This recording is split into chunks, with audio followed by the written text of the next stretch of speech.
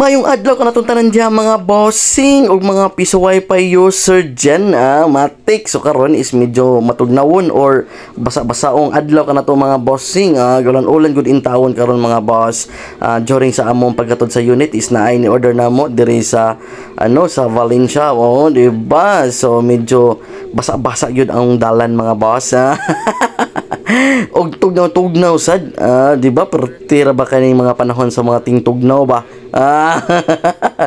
So karon is naami diri karon is medyo lakawunon gikan sa distansya gamay ang iyahon gikan sa among giparkingan sa among sakyanan papunta diri sa area. Medyo sulodlon man gud siya og dili kaagi ang sakyanan, di ba? So amo ra gi-decide is among lakawon papunta sa ilang balay.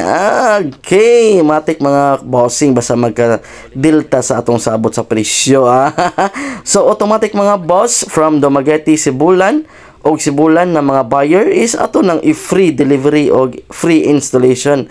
Di ba? Ang tapos wasliki lang pud mi upang snack nilag may bisag ice water lang.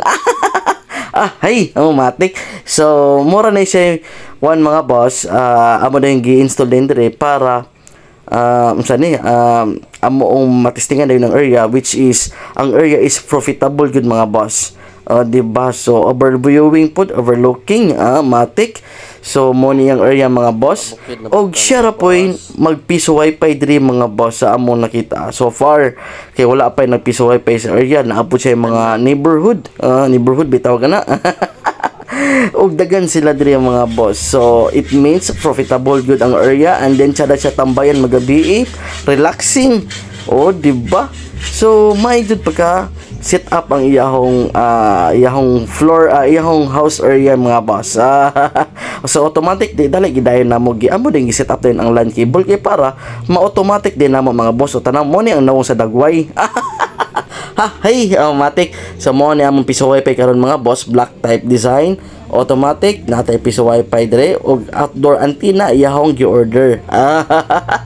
Automatic mga boss, larga bula kana mo na ato ang pinakusgang assistant. Daghang salamat and God bless.